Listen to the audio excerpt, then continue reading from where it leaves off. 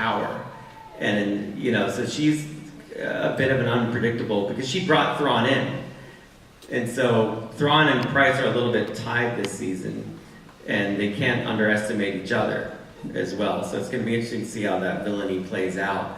But he's pretty satisfied with crushing the rebellion, and he's not very sure now what their next move is, because he feels like his corner of the galaxy has been taken care of and the rebels are broken, which is true to a large extent. Wow. Well, who here read Timothy Zahn's book, Thrawn, that came out earlier this year? Nice. Gave so much cool, canon backstory to the character, really showed his rise through the Imperial ranks, and kind of set the stage, I think, for some of these internal squabbles with High Command and everything that you're talking about, that he's thinking about, we need to do something different to actually win this war. So I'm just curious, was there anything else that you drew upon, from that book, or just from Timothy Zahn in general, for the character this season? Thrawn, you can't. Obviously, we've had to have Tim involved because it's his character, as far as I see it, and I wanted to be very careful when we're using it that we use Thrawn in a way that's true to what Tim did originally. And I think every Star Wars fan that was around at the time remembers when those book stands came out and there's Heir to the Empire, and you're like, what? There's more. Finally, this is awesome. And we all read it. And Thrawn just really struck you because he's so unique. He wasn't like any Imperial officer that came before, because he was good. And so, he got stuff done. The artistic element of it all was really interesting. The fact that we had a character that, painted and did art in Sabine, and that we had a villain that studies it also, was like, wow, that's kind of a good parallel to have. So,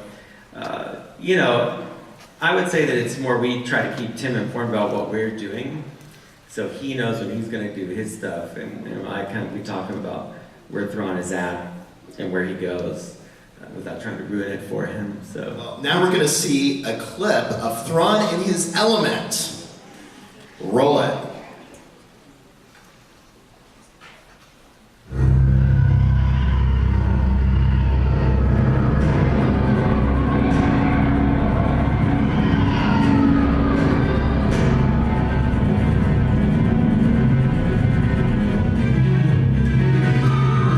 Sir, we're detecting several craft coming out of hyperspace.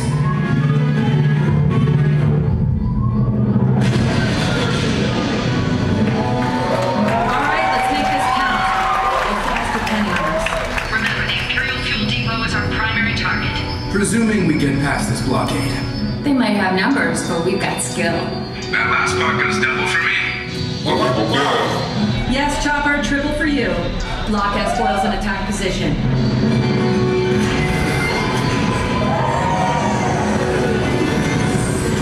Fighter group, stay with your wingmen and punch a hole in their defenses. We have to get the Y-wings through. So the rebels have come at last. 24 ships, Grand Admiral. Mixed group of fighters and bombers. Their target will be our factory and the fuel depot in the capital. Alert all commands. Deploy the fleet in defensive formation and launch fighters. Commander, the rebels must not reach the planet's surface. I'll make sure of it, sir.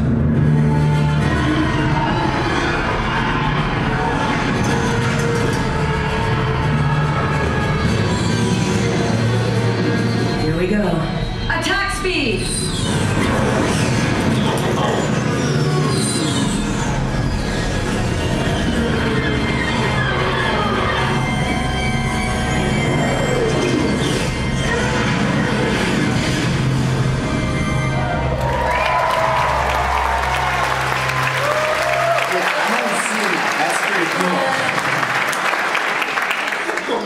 I'm geeking out so much right now. That is amazing. First appearance of X-Wings, Hera, in an X-Wing cockpit? Yeah. Whoa. That was cool. I have no words. Oh my gosh. Well, so we can expect a lot from Hera this season. And if you guys thought that was awesome, this next image, prepare to lose it. Because...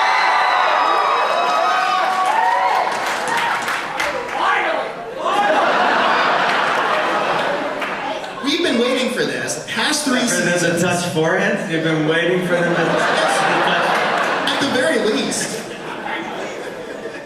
It's something. Give us this. Hera, what's going on here, and what can we expect from this? Well, Sorry, did I just call you Hera? Vanessa. See, it's like, I know what you Vanessa. meant. Like, this is how like immersed in this world I am. Sometimes I call him Ezra. I don't know what happens. Vanessa. Yes, well, as we know, they have always shared a special affection for one another, and the stakes have been so high with lives, and so much danger around them. They've not really had a chance to pursue things, and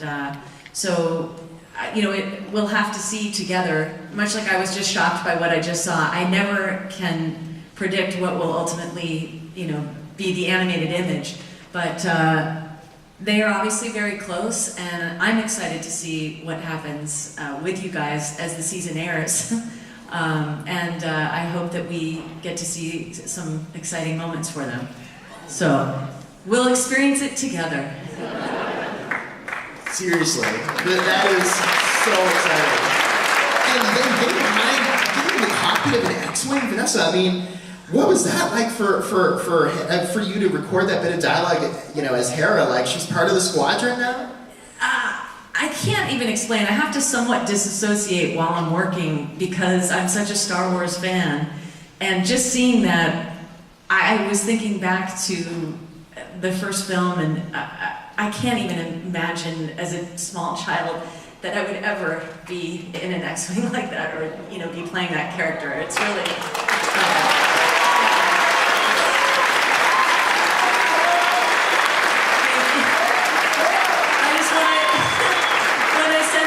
Words, I literally have no words, especially with the gear that she has on as well, to show sort of the journey from season 1 to that moment in an X-wing is just epic. So it's an honor. Yeah. Well, that's so cool. And now we've got another exclusive clip, this time of Kanan and Hera. Oh boy. Zeb should be here soon. You ready? I should be able to just drop the hyperdrive in and run power to it. This ship is old. There's no guarantee the Defender's hyperdrive will even work in this thing, never mind the Imperial blockade. Getting this TIE Defender data to the Rebellion is vital. When are you going to feel you've done enough for this rebellion? I guess when the Empire is overthrown and people are free to live their lives the way they want again. And when that time comes, how do you want to live your life? I don't know. Guess I never really thought about it. So I guess you really never thought about us. Kanan, we've talked about that before. Have we? You know how I feel. Do I?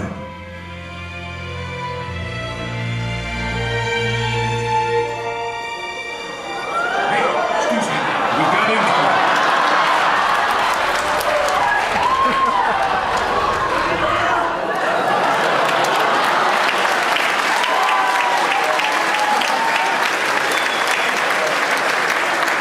To be continued. I knew that would be funny because they all want that. So to take it away is particularly satisfying. We call him Ryder Killjoy in that moment. Clancy comes right through. And I was like, Clancy, you're gonna yell and interrupt this film. He's like, oh yeah. So close, and yet so far. All right. Well, in terms of other things that you've teased, of course, we mentioned briefly earlier the Lothal Wolves. We've seen some of this on Twitter. We've seen this in the first trailer. It was released a few months ago. Dave, I'm just curious. Like, how did this whole thing come about? We've never really seen anything like these wolves before in Star Wars. What are they, and what was the inspiration behind them? I like wolves. And I make a Star Wars show. It's like two things that I think are cool, and I put them together. It's an age-old formula, like chocolate and peanut butter. And the wolf thing for me is I've danced around it for a long time, and I've tried to figure out, is there a way they fit in? I like wolves. People ask me, why do I like wolves? I've tracked it back to a film called Never Cry Wolf, based on the book by Farley Moat and directed by Carol Ballard. And that movie made a huge impression on me as a kid because it made me look at this animal as kind of more as a whole thing. And the book really gets into your fears about something, your perception of something versus the reality of it. I've actually been to the Thelon Sanctuary in the Northwest Territories of Canada and on a trek out where wolves are to kind of study them in their natural habitat very respectfully. They are something in our culture that's seen as both a villain, but they are kind of a hero also of the natural order. They keep things in balance. And as I would go over these things, and if you read a lot of mythology that has wolves, some people see them as evil and some people see them as guides. And that's very much like the Force to me. There's this symbolic nature of some animals that do both. And I thought, well, that works for me because it's with the Force and you could see it. It's really what you bring to it makes it a negative or a positive, but the wolf is just constant with what it is. And nature's that way, and the Force is that way. If you bring selfishness to the Force, it becomes evil and dark side. If you bring selflessness, it is the light side, but you have to own your part of it because you are choosing to do something with it. And so I thought these themes would play well just when you see the image of a wolf, that in people there's already a conflict. And what do you see when you see it? And so I thought that I could use that. And we've been talking about the fall wolves since season 1 internally. And would they appear? And they had many different kind of versions that we might do. And then finally we landed on this one, and that went through a couple iterations until we really got it. But at the end of the day, I guess the best way for something you've experienced is that they're very similar in nature to what Bendu is. Which Bendu is kind of like the middle way, and he is the Attalon speaking to them through the Force in a way. And so these wolves are a nature element of the Force of Lothal, which is under tremendous persecution by evil. So that's a little bit of insight into them. And Taylor, it looks like Ezra is going to have a special connection to these wolves. What can you tease about that at all? Because we've seen Ezra sort of commune with animals in the past. The Purgles, the space whales. Yeah, that's been a big part of Ezra's journey. And we were talking about this yesterday. We went to dinner and we were talking about the next season and everything. And it's been really cool because there are parts of the Force that are like you can change someone's mind, you can force push people, and all these things. But one of the coolest parts about the Force, I think, is that the ability to kind of connect with the world around us, and I think that transcends any sort of Jedi or anything else that applies to everyone. The ability to kind of tap into the empathy of other things, other living things. So we see that with the Loth Cats, the Purgles, the Bats, now Loth Wolves. Ezra has that ability that is really cool, and we'll see it more through season 4 with the wolves and where it goes and how that relationship grows, which has been really cool. I think one of the cooler parts to Ezra. That's awesome. Wow. Well, to think that this is the final season. I'm always so scared anytime I say anything. It was great. No, You've learned well. You've learned very well. No, I mean that was phenomenal, and I mean just to see the way that Ezra has grown and the way that you've grown as well in inhabiting this character, being this amazing voice actor for this character, it's pretty awesome. And it's because it's really a time for reflection, since this is the end of the series. This is season 4, the final run of episodes. Dave, when you look back on it, I mean, what was your hope for the show, and how has that been fulfilled? I mean, this show was a big change. From I've been working. Clone Wars was 8 years of my life at a certain point. It was a big transition for all of us that had been at Lucasfilm, and to go in this new direction so it was an important moment, not just, I think, for the story of Star Wars, but for our company as a whole to kind of say, we're going to continue making this stuff, we're going to make it high quality, we're going to try to do all the things that George taught us to do, but now we have to do it without him. And that's a very daunting task, but he had prepared us well. So, in one way, it's like, I take very seriously that we have to continue this legacy that's very important to everyone, it's very important to everybody who works at Lucasfilm.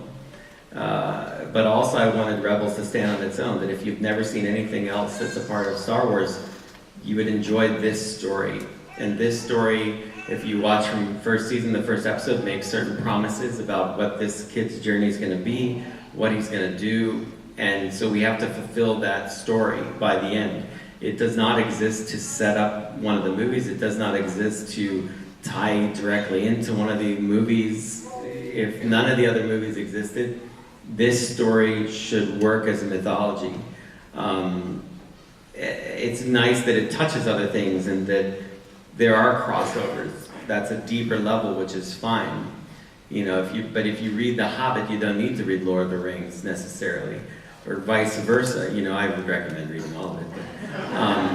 But, the point of it is just having a story that works and that gives you something out of it, not a lesson, but just a journey, I guess. And I feel very good about it. I feel we've accomplished it. I'm still working on it, but now having the end, and I've shot the end, I like it.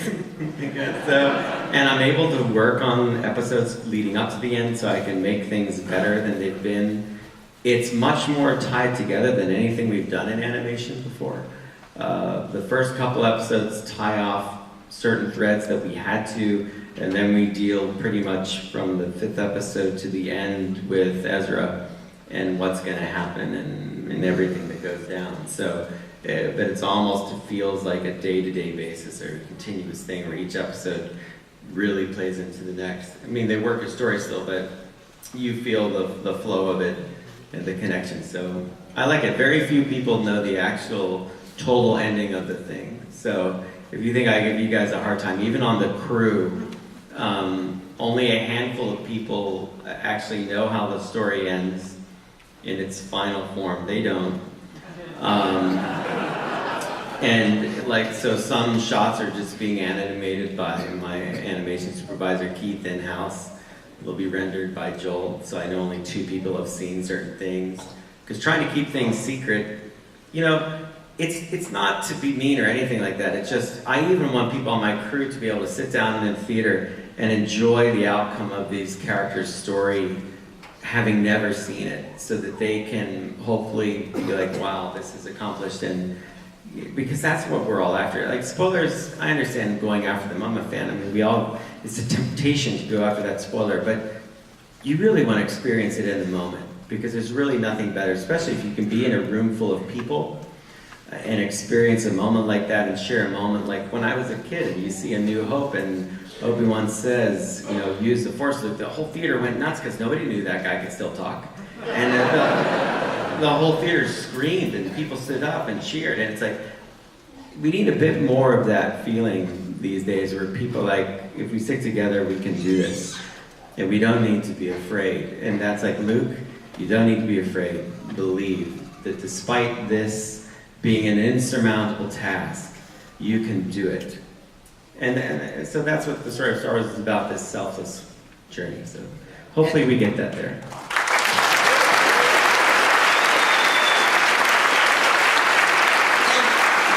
As we approach the end, Vanessa and Taylor, what kind of impact has Star Wars had on your lives?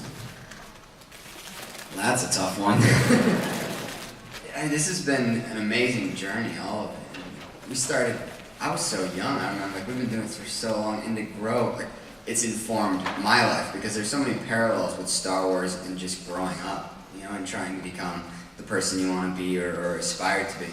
There are a lot of lessons that are really cool, and we can all relate to characters in this, so there are times that certain lessons and themes that have been in the show have applied to my everyday life, and that's just been crazy. But it's also been cool to connect with so many people in so many different places. Star Wars is so universal that it's amazing, and it's the coolest fans, the most passionate fans, and it's been a fantastic journey. I'm very fortunate and grateful to be a part of it. Yeah, I echo that. It was such a private thing. It was such a sacred thing for me by myself. I grew up as an only child and saw all of the films and, waited in line for each film as it came out. The first one just blew me away. And so to come into this franchise and connect with people on social media, I've made friends for life. I mean, the hashtag Star Wars family is not a myth, it's a reality. I mean, I'm sitting here, I look out, I see people from Michigan that I met yesterday. I see the 416. We're signing autographs 2 to 7 today if you guys want to come and say hi.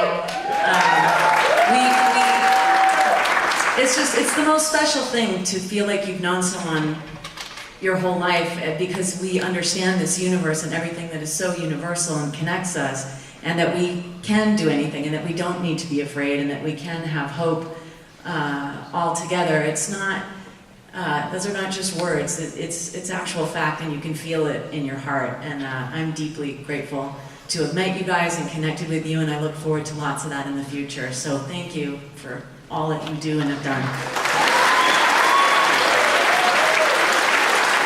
All right, so Dave, we're about to watch something else right now. Yes. What can you tell us? This is a big panel. You're getting a lot because I do love Canada. It's a great place. And you have a great city.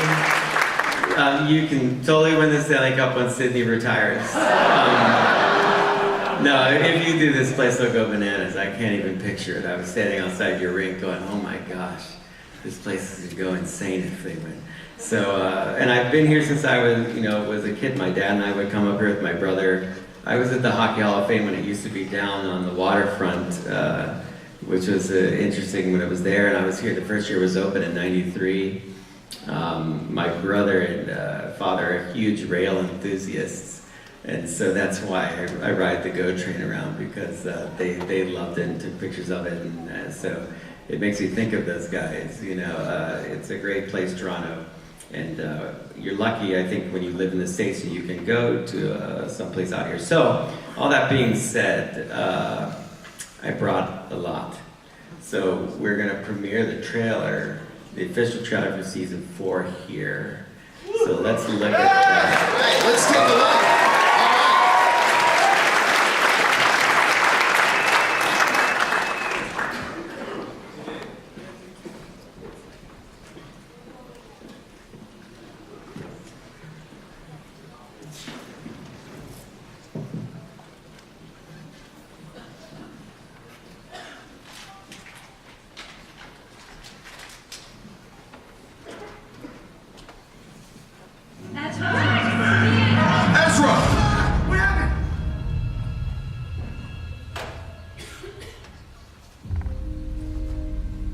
Lothra, Lothcat, Lothwolf, run. Pick a path in all this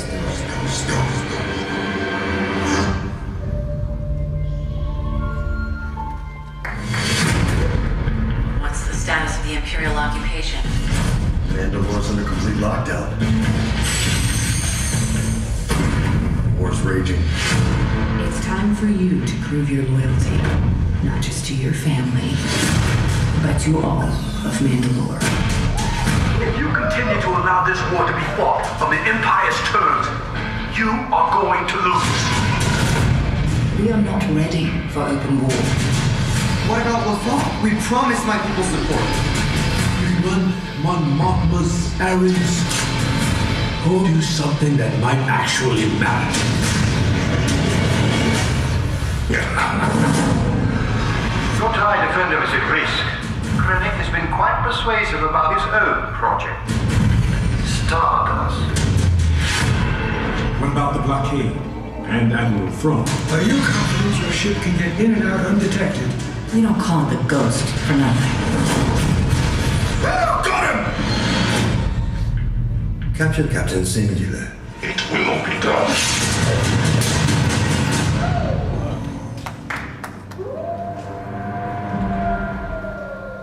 Ezra, it's not whether or not we fight. It's how we choose to fight that matters. I know, Kanan. Maybe we're choosing the wrong way.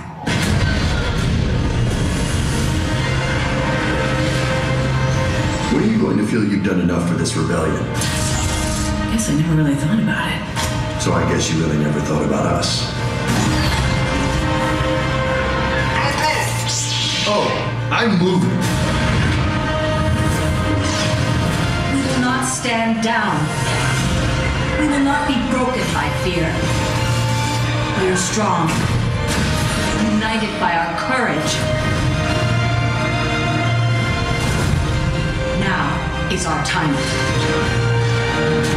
I wish I could see you. You could always see me.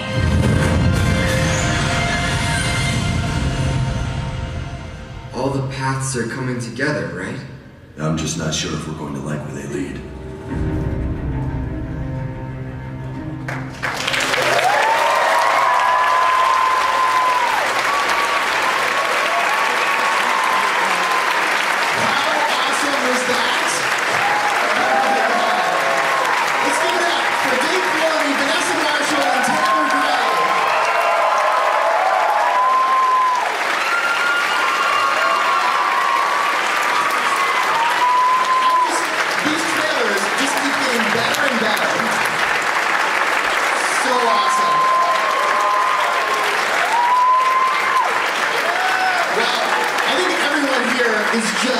So stoked.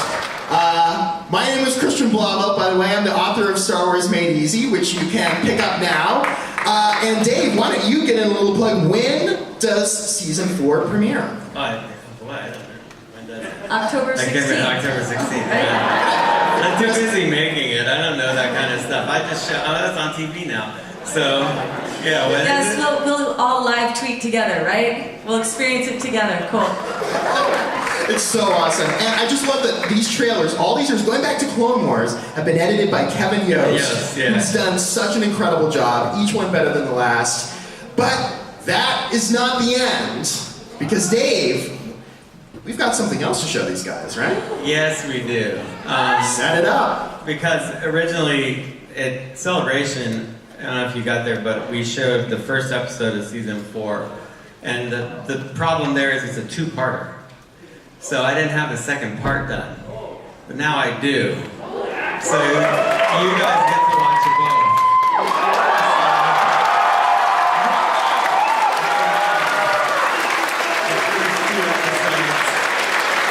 Season 4, and we're going to watch it with you.